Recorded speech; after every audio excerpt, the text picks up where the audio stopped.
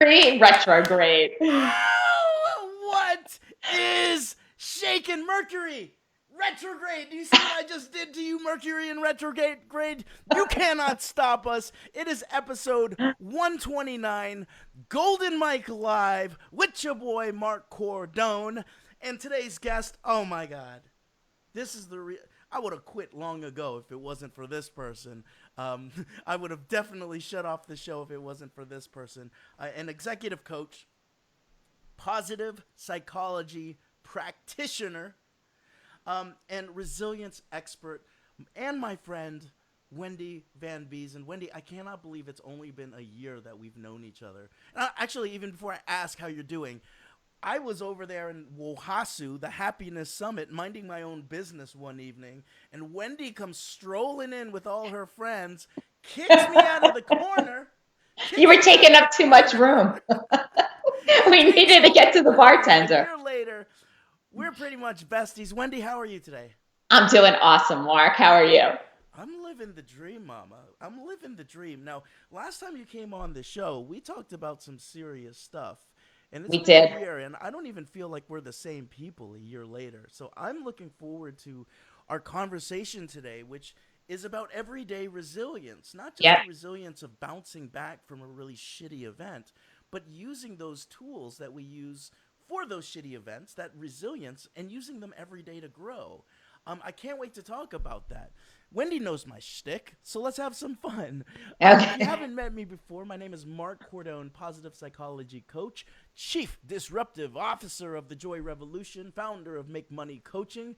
But more importantly, on a day to day basis, I get to ask people one question, or two questions actually. It's a double barreled one question. And it's this: how happy are you today? And how much are you living life in your full purpose? So, Wendy, I get to ask that of you. How happy are you today, Wendy? I'm really happy today, Mark, because I am talking with you. And living So, life in your full purpose, how's that living going? life in my full purpose. Absolutely. Really? Wendy Van Besien in full purpose? I love to hear it. Now, for those of you watching live, those of you watching the replay, those of you who are in experiencing the Mercury in retrograde, Yeah. give us a heart. Let us know that you're feeling good. You're functioning well. Wendy knows what that means. It means that you're flourishing, right? Yep. Now, here's the other thing positive psychology. A lot of people think that positive psychology is about this 24/7 shits and giggles, skittles raining from the sky. You're never sad. Well, guess what? If you're never sad, you're one of two things: you're dead or you're a sociopath. Those sad and angry moments, those are parts of your ups and downs and your all arounds. That's what creates that hero's journey that we all go on.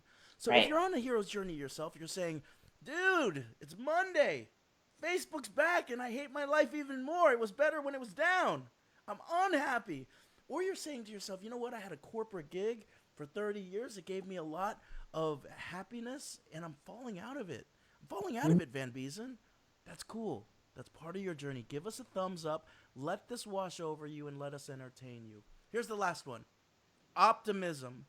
Optimism. If you I'm not even going to go into it. If you're just optimistic like Wendy is, there's another button down there, baby. It's called the wow face. Wendy, what does that wow face look like on you? The cutest wow face ever with the shoulders. Wendy, I So asked let's you go. this about a year ago, right after Oahu, so it's awesome being back here with you a year Hmm. later. What is your story now? Well, it's interesting because, like, as we discussed, Mark, it's really evolved over the past year. The story that is really being highlighted for me right now is how we move from chaos to building everyday resilience to living what I would call a flourishing life. And that's really my messaging as I go out and coach people and also just live my own personal life. Hmm. Now, in terms of this idea of chaos, this idea of resilience, why did this become something that's important for you? Well, I think it's because I had so much chaos in my life. I mean, as you know, I'm a three-time cancer survivor.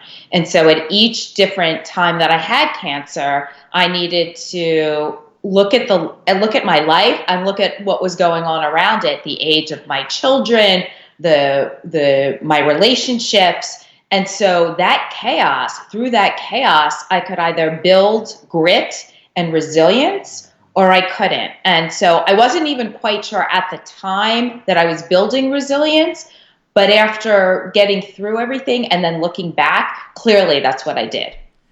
So would you consider yourself? Let's go pre-cancer for the first time, right? Okay. Would you have considered yourself a resilient person already at that point? That's a great question. I don't know. I don't think I was as resilient as I became. I mean, you and I have had this debate, like, do you need something negative to happen or a struggle to happen to then elevate? I think we've gone kind of back and forth with that. Clearly, my resilience is much greater because of the trials and tribulations I've had. I can absolutely Mm-hmm. say that. Mm-hmm. So, So you know what? I just want to go there. I want to go there right from the beginning. Um, sure. is it possible to build your resilience without having gone through all that shitty, like stuff that you went through? 3 times cancer, major ski accident, a divorce. Yeah. How do you become resilient without going through that? You know what? I don't listen. I think certain people, as we know a lot about positive psychology, I think optimism for us, for people that live more optimistically, we know that people live longer, they're able to have a better outlook on life. So I think an optimistic person can do that. I think someone that lives their life with gratitude can probably move into resilience. However, I do think there is something about having a struggle, a difficulty that you go through, because I think once you're through that, you're able to look back and say, wow, I lived through that. What did I learn from it? What did I do well? And what might I do different as I move forward? And Mm. I think all of those questions and ideas kind of help to build resilience. Okay, so let's go through those questions again. What did I learn from that? Hmm. Uh, the last one was how can I move forward? And what might I do different? Okay, Like how would I do things like the next time? so let's choose. Pick a cancer, any cancer, right? Let's choose the first, second, or third one. Right. So let's go through that. Let's go through your own process right now. Hmm. Um, the third time around, because probably, I mean, me being the ignorant person who's never gone through cancer once, I'm figuring like, okay, she's gone through it 3 times. She pretty much knows the drill now. Right. But by the third time, what was it that you had learned from it? I mean, what I had learned actually, because when the second cancer happened, I mean, I was diagnosed, but then what kept going through my mind was acceptance, forgiveness, and purpose. What was the lessons I was going to take from that? And so it was acceptance of my own of flaws of people that I loved, forgiveness for myself for that, as well as others, and then moving into my purpose, which of course now is the coaching. I think by the time I got to the third cancer, I mean, I had already worked through the acceptance, forgiveness, and purpose. So I accepted that that was happening. Mm-hmm. Doesn't mean I wasn't scared. Doesn't mean there weren't tears. Doesn't mean that, there wasn't fear, because I think fear is a part of it. But it allowed me to go through the process easier because I understood the questions to ask, understood that there was, you have to wait for a biopsy. Well, it can take up to a week to get a biopsy. That time can kill you. I mean, as we're waiting for that, but I recognized that that was the process. And so it was much easier from that perspective. Okay, okay. Um, yeah. So let's go into this whole idea of resilience then. Sort of, I think resilience is reserved for the catastrophic events, showing the resilience. So, what are Right. you meaning by the term everyday resilience? What makes everyday resilience different than just the resilience that we kind of tend to think about? It's a great question. And the way I would define it is resilience, right? And so there is this catastrophic traumatic event that happens. How do you get through that? But everyday resilience is, what are the challenges that we all face on a day-to-day basis? What is it about the everyday disturbances and how do we get through them? So for instance, how do you manage work and family? right? How do you go to school for 60 hours a week and still maintain those loving relationships? How do you try to excel in your career, but try to get the kids to their after school activities? Or you're driving to work, you have a flat tire, and you're going to be late for an important meeting.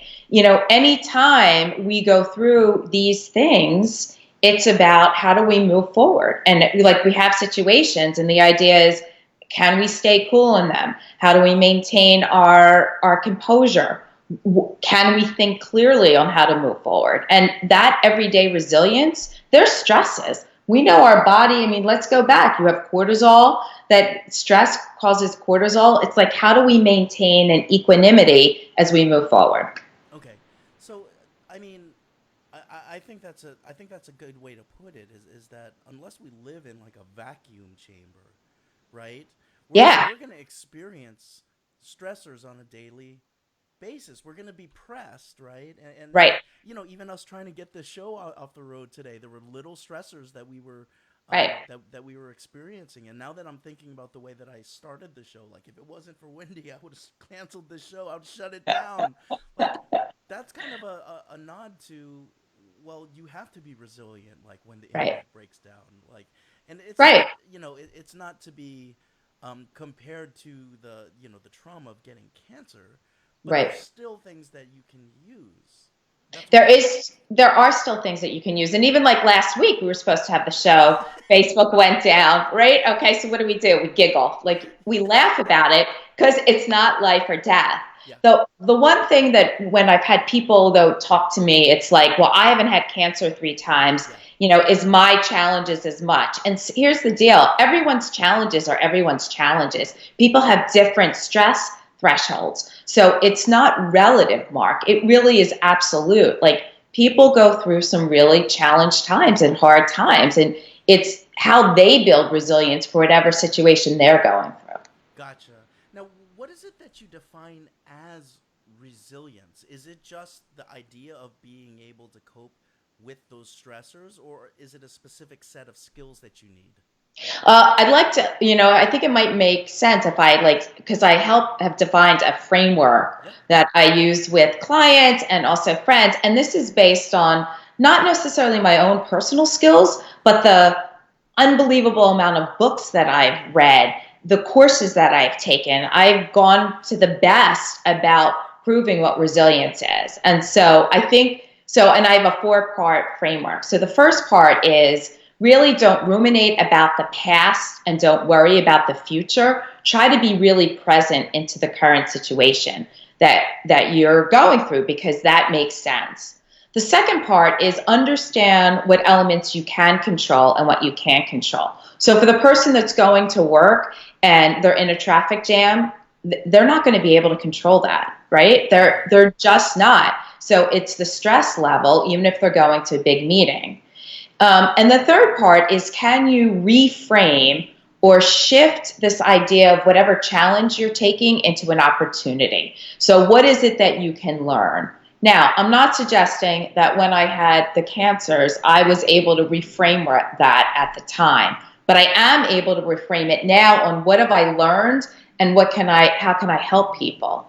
And then the fourth, which you and I both know from all of the positive psychology, is live with gratitude. We know that people that live with gratitude live longer, they're happier with their lives, they have a much better quality of life. And so if we can shift into that as well, and so that would be the 4-part framework that I use and try to help people look at. Now, that framework,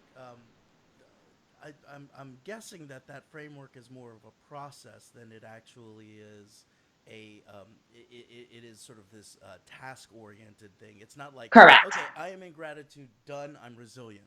Right. No, it's like in every day, you're right. It's more of a process. And where are you in the process? And sometimes these processes work and sometimes they don't, because it's really about who we are and how we're going to view a situation. And that's why it's this everyday resilience that move into what I would call a flourishing life. I think when you are able to look at those processes, and then what you and I understand as our influencers, what's affecting us environmentally, spiritually, relationally, all of those elements, that's how we can move into flourishing, which is, of course, what Martin Seligman, has taught on in his books on Love flourishing. Martin Seligman on us, positive He's my psychology, hero. practitioner. And so I think one of the things that I'm looking at when I'm looking at your framework here is um, this is easier said than done. I'm like, oh my gosh, this is like grandmama's wisdom. But then I Right, think about like, even like the first world problem of the internet going down and how much I'm not focusing on being in control. Like I'm pissed off at the things that I can't control, right? right, I'm not thinking about the opportunity spotting that can happen in this moment. correct. I'm not grateful. Right, Like there's so you're many pissed off. things. And so when you're working with your clients or even in your own life, what what's the most difficult part of building that everyday resilience? So there's two parts. First is being aware, truly aware of what's happening, and then the second is the acceptance of what is happening at that time. Because if we can get to the awareness and the acceptance, then we have a conscious choice on how we want to behave and Mm-hmm. how we want to choose to move forward. Mm-hmm. Really hard. You're right. Like this is very esoteric, and you're pissed off at the internet. You're not going to feel gratitude that's going on right now, right? Like we're supposed to have a show. It's not happening. Yeah. However, like anything else, this is an aspiration mark. It's not something, we're not Gandhi, we're not at that level, the Dalai Lama. We're everyday people trying to live, hopefully, a life where we can serve and where we can help. Yeah. And certain days are better than others. So if you go to Carol Dweck, which is the fixed mindset, right? So you have the fixed mindset or the performance mindset, and then you have the growth mindset. Well, you try to, instead of trying to aspire to just full like perfectionism, we can aspire for excellence. We can always strive to be better.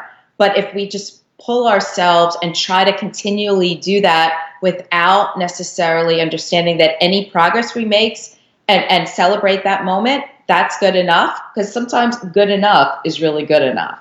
And so even with this process, certain days are better than others, and we can move into that.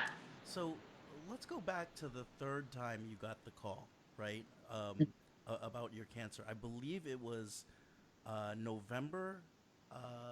Was it 5 years It ago? was yeah, yeah, 5 years So ago. we're looking at November. Yeah. You're shopping because you're cooking. That yeah, actually that's the second That's the cancer. second So one. that Okay, was so that talk to was me about the 7 years. third one. The third one was like in a February of 5 years ago, and thankfully I was with and this is how you build resilience. I was with my really dear friend Gina. We went into the city. I had a doctor's appointment, and we went to the doctor and at NYU Langone. Love Dr. Patel. He's great, like unbelievable. He has the ability of doing a biopsy there. He says, go have brunch. We come back. The diagnosis is positive. I'm with Gina. I tear up. I get whatever, what else can you do? I call the family. We all know. She and I go to the bar. We have a glass of champagne, and then we had tickets for a Broadway show. We went, and I lived in gratitude that I had my doctor at NYU. I didn't know what I didn't know. I knew I had to wait. We had the surgery was already scheduled for the week thereafter. But that moment was one of living. Thank God I have health care. Thank God I was with a good friend. Thank God, I had the ability to understand what the process was going to be. And so I didn't necessarily freak out at that moment. Okay, so I mean, it's I'm sitting here listening to the story, and of course, I want to play with devil's advocate. How much of you what were like, come the fuck on, dude? Like 3 times? Seriously, dude? Like, like how much of that was either like an inner voice or something that was going back and forth with you, or really was it like, yeah, I'm going to the show, dude. What can I do? You know what? I was going to the show. It was a salivary gland cancer. The first two were breast cancers. And this one, so it was acceptance, forgiveness, and purpose in the second one. Yeah. This one was about me. I really felt at a different level, it was about me not really speaking my truth and my voice. Like I had already been through my hero's journey, Mark. I had gone out. I had faced a lot of trials and tribulations. I came back. I hadn't really started the coaching yet. Like I hadn't gotten to what I knew was going to be me. I just hadn't really had that gumption to move forward. And I can't say the cancer motivated me, but I know that this was really about me not living in to my purpose and what I could give and how I could serve. Okay. And so, yes, I was really nervous, but yet I trusted this doctor. It was scheduled for a week. I'm like, I'm going to the show. I'm going to have a great time. And then I'll cry. Like when I get home, or that's when I'll let the emotion come through. At this point, are you afraid of dying? I am not. I'm afraid of suffering. And I know we talked about this before because life and death are intertwined. I think, and because I have had this opportunity of looking at death in its face or really understanding that I could have died from any or all of these cancers, or I could walk out today and get hit by a bus and be killed as well. You know what? I'm not really afraid of dying because it is a part of life. What I'm fearful of is the suffering, and I would be really sad not to live and see my girls and, and just celebrate life. In retrospect, looking back at your life and not to get really morbid, but you've had morbid things happen, right? Yeah. Would you say that you've lived a life that's been free of regrets? Now I do. I can't say that I had that like before everything, but now I really do. I really try to address things head on. I don't avoid. I tell people I love them because I love them and I appreciate, and I really do live my life with gratitude. Like I was with friends yesterday, and every day that I am able to either serve, have a little fun, because I don't think people have a lot of fun in this world. I think that's kind of like, it can be a double-edged sword, right? Like we've talked about that. And no, I don't have many regrets. So I'm thinking that this everyday resilience can contribute to living a life where, when it's time to go and you're sitting on that bed or wherever you're at, you can look back and you can say, look, by practicing everyday resilience, I lived a life without regrets. Mm-hmm. I was able to be grateful. I found the opportunities on a daily basis, not just when it was like, Right. shit hit the fan, Right. I stayed in control of the things that I could control. What's that prayer? Which prayer? Serenity prayer, right? Like, Oh, yeah. God, give me control, something like that. Right. What I can control and what I can't. Yes. But it's, I don't want to, let's go back to the third cancer. I don't want to be flippant about it. I was really sad. Mm-hmm. Believe me, that was not what I had wanted to hear. But I also recognized I had no control at that time. There was nothing that I was going to be able to do. And so I chose to then say that there was nothing that I could do, because it's a habit, Mark. Yeah. We know it's about building and understanding that we have this opportunity of looking or not looking.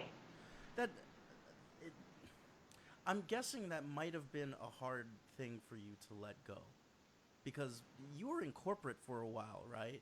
Yeah. Also as a parent, there's certain controlling behaviors that we have as parents. I mean, would you consider yourself pre-cancer sort of a person that's like, oh, I try to control as much as I can, or have you always been like a? No, okay. I was totally like Wendy mode that I've heard about, by the way. So that's so. I can't believe you remember. Yeah, I mean, totally. I have completely transformed. There's no doubt. There was Wendy mode. There was perfectionism. I never thought I was good enough. Like, how could I live up to these standards? And, can kill you. I mean, Definitely can. that stress can. And so now I can't say I don't all sometimes go back there, right? Like I'm not suggesting it's either or. It's just more about now how to recognize it and how to live with it and then how to shift it if I want to. Okay, so let's go and let's do some things for the benefit of the best audience in the world, the Golden Micers. And let's go and look at how do we, on a daily basis, practice building everyday resilience. Now, you've given us four major things to think about, but how can we actually put that into our daily practice? Yeah. Um, well, I think if it's about being present, I mean, we know that there are mindfulness practices that can help. It is about that awareness and the acceptance. Like if you're having a shitty moment, then have that shitty moment. Like give yourself permission. Oh, can I curse? So if you have like a bad day, own it. I'm having a bad day. This is what's happening to me today. That's how we can move forward, and that's it. Then there are things that we can control and we can't control. Things that we can't control, just let go. There isn't anything. What can we control? We can control our own behavior. We can control our own creativity. I mean, I just did a speech for a client for 350 salespeople, and this idea was there are resources and there's resourcefulness. So resources are things like time, money, your manager. Resourcefulness is our creativity, our ability to pivot very quickly. Our creativity, our optimism. So by shifting from understanding we don't necessarily always have the resources, but that we always have resourcefulness, I Mm, mean, that is a way of understanding what we can control and what we can't control. that's Um, right? yeah.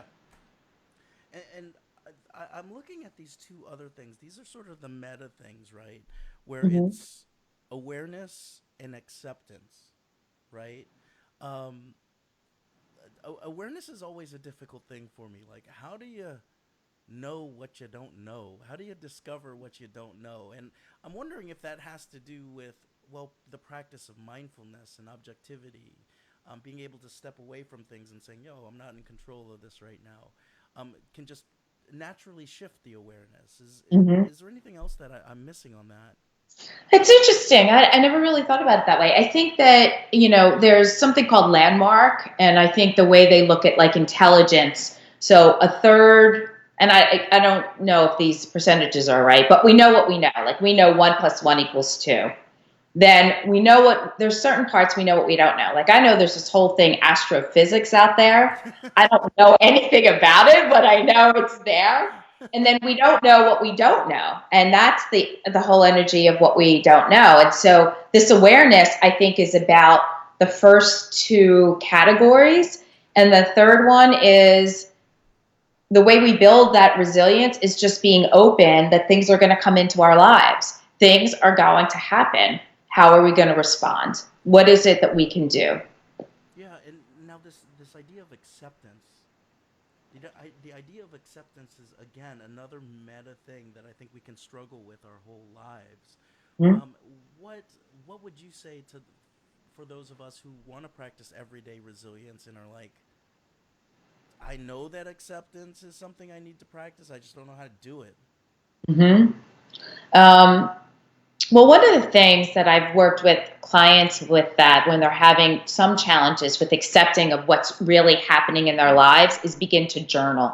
Like journal, what is their fear? Because people, when they don't want to accept, and for me as well, what am I really fearful of?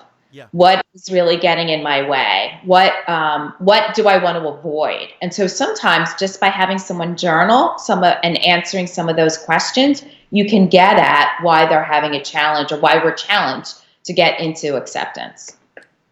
That makes total sense. Okay, so let's put it all together. We've got mindfulness. We've got knowing the difference between what we're in control of, what we're not in control of.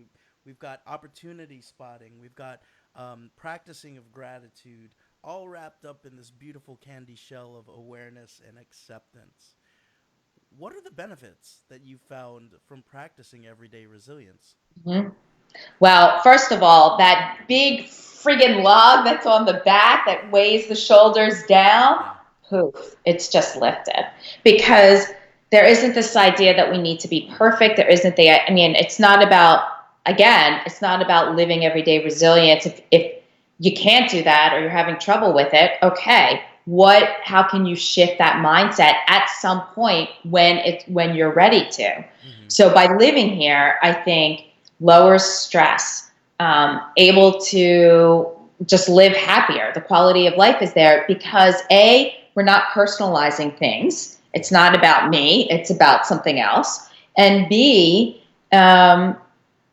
it's just life is good. It's not that life is perfect and life is optimal because we know shitty things happen. Yeah. I mean, bad things happen. And again, it's not that they don't. It's not that we want to avoid them, but it's more of how are we going to put it into the context.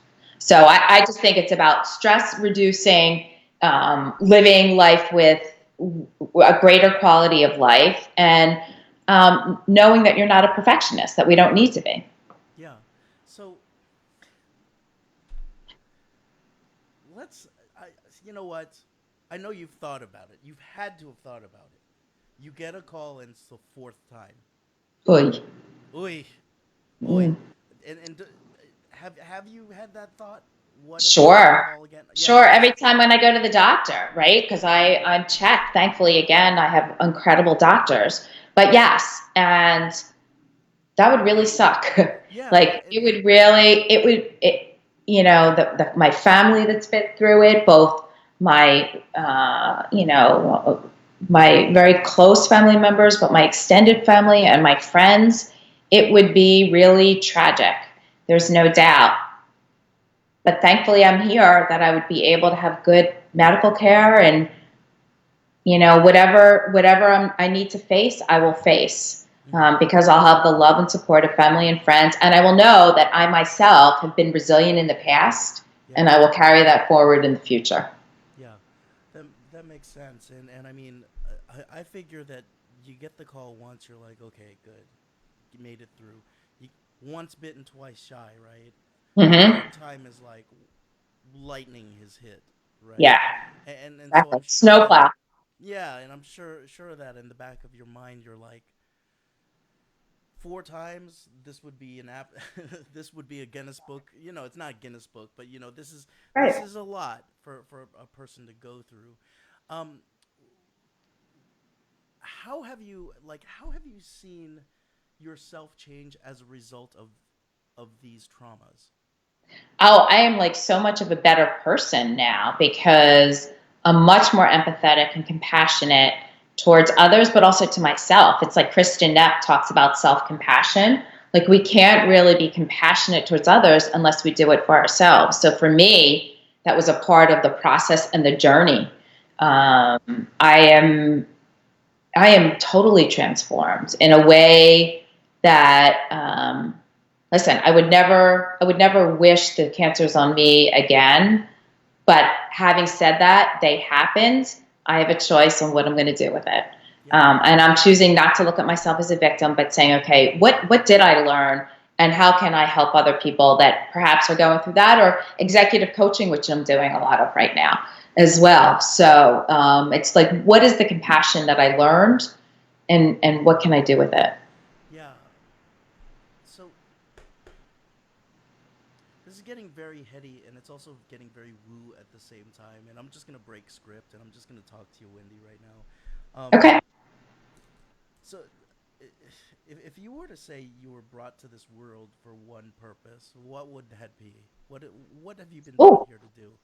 I think I'm really here to kind of serve and help people be the best, live into their own potential, Mark. That is really what I'm here to do. I'm here to motivate those and help them break down their own barriers of whatever blocking them, whether it's their assumptions, their interpretations, their own limiting beliefs. I mean, we were IPEC trained. I thank God for IPEC every day because it gave me a framework for me to live with, and now I'm helping others and anyone. And I don't have to do a ton of people. It's one person at a time. And if I can have a great conversation on a daily basis with one person and feel like I've listened, actively listened, I've intuitively listened, I've helped someone, it's great. Like that's a good day for me. And what's the next barrier for you to bash through? Oh, there's a lot of them. Like I'm all together right now.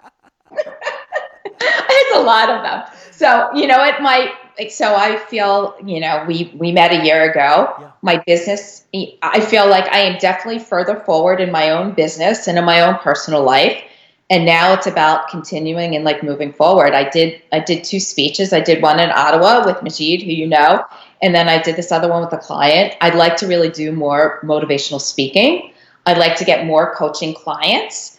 And I'd like to serve even more. So that would be fantastic. And now it's for me about figuring out how to take those steps forward. And I'm trying to figure that out now. Like because there's so many opportunities, but for me, it's about being focused and then dedicated. And that's what I'm in the process of doing. Right. Well, because, I think it's a perfect example. Like here you have someone who conquered a lot of things, but still to really continue to move forward, to grow, you got to have that everyday resilience. You got to have those four main things that you were talking about earlier.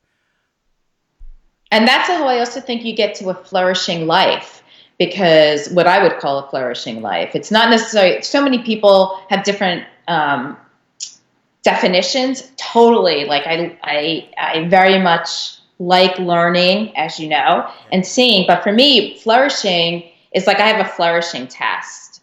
And so it's about, like, think about a backpack on your back. That backpack is filled with rocks. It's a challenge that you're facing. It's a stress.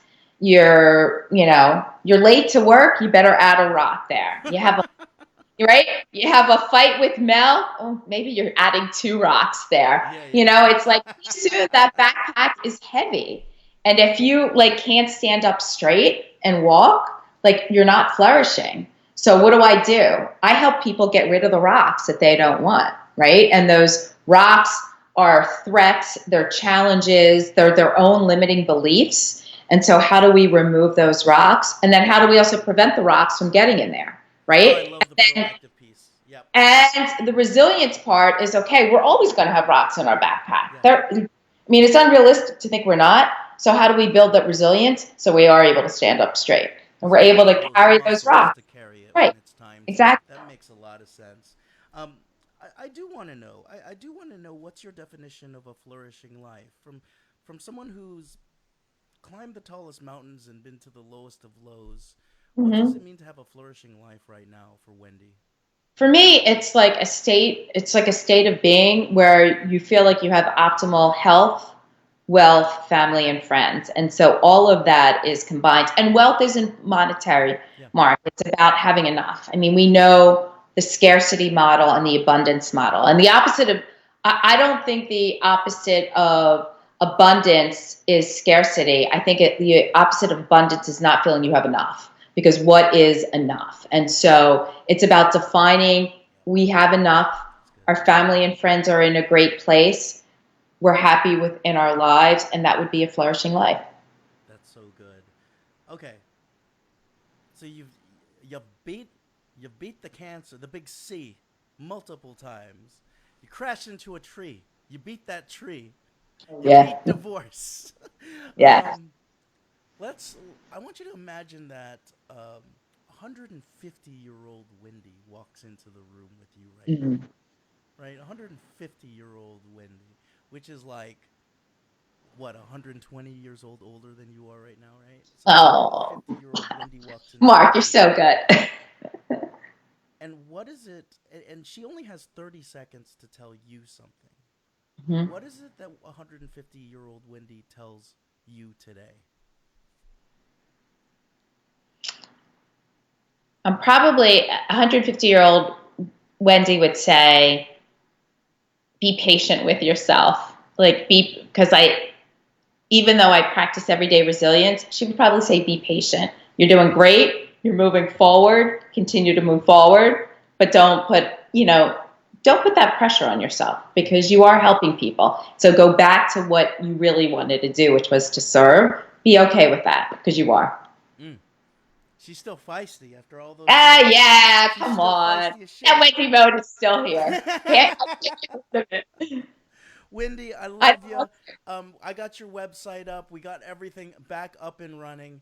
Um, wendyvanbesen.com. What are we going to see when we go to wendyvanbesen.com? You're going to see my website, which talks about everyday resilience. It talks about why I can help people, whether they're executive coaching or in their personal lives. I mean, I am doing a lot of executive now and team building as well. And it gives a little bit about my story. And there's a free download that can happen. And also, I'm always open for a conversation. Like, just, I'm always open for Yeah, that. you can't beat those. And I got Wendy's link to get in touch with her via Facebook on here. So just click on that and send her a PM. Fascinating conversations. And yes, this is how she really is. She's super bubbly and like super like I call you super Filipino, but I think it's like Jewish. Like the Jew We Filipino. always Like said it's we're the so Jew Filipino connected. thing. It's so Yeah. funny. Um, Wendy, I hope I get to see you next week in New Yeah, York. you're coming in, right? So Yeah, I I am definitely, coming in, and I would love for you to represent me as family when we I get would there, love because that. I do consider you family. I think you know what's going on here. This is the golden mic, and um, even before this golden mic comes down, I do have to say one thing. You're a person that lives the golden mic, as if you get to say what you want to the world, and that's why it's an honor to always be around you, because you Mhm. say what you mean, and you say it with gusto. I don't think that's a Jewish or Filipino term, but you say it with Yeah. gusto. So Wendy Van Besien, another hour has flown by. We've been in the flow. The golden mic is coming down from your ceiling, translates into every single language. Everyone is listening. After all the ups and all the downs and all arounds of your life, what is it? What is the message that you have for the world? Um, be open, be inclusive, and live with gratitude. And it would be, if we could all do that, be open to opportunities that enter, be open to things that happen to us, be inclusive, understand ourselves, but understand the other and whatever that means for anyone, and then live with gratitude. Man, that's a good life, Mark. That is the perfect life. Maybe that and a little chocolate ice cream, but I love it. Van Badass, I want you to hold up that golden mic. I want you to feel its weight before you throw it and blow it up, because you just dropped that mic, Van bam. Besen. So, Wendy Van Besen, you're a very special person, and I'm glad that we got to spend some time today. I me can't too, wait to Mark. see you Thank you. in New York next week. My name is Mark Cordone. It's been 129 episodes. You cannot cancel me. I have one final question for everyone who's watching live and on the replay. And especially since we had technical difficulties, share this one out. Share this one out. This was a very special episode, and there was a lot of goodness in there. So, my Mm. final question on behalf of Wendy and I is this: if you're feeling happy and you're living life in its full purpose, what is your responsibility for changing history for the better? This is Golden Mike 129. Bam, we are out. See ya. Love you, my friends.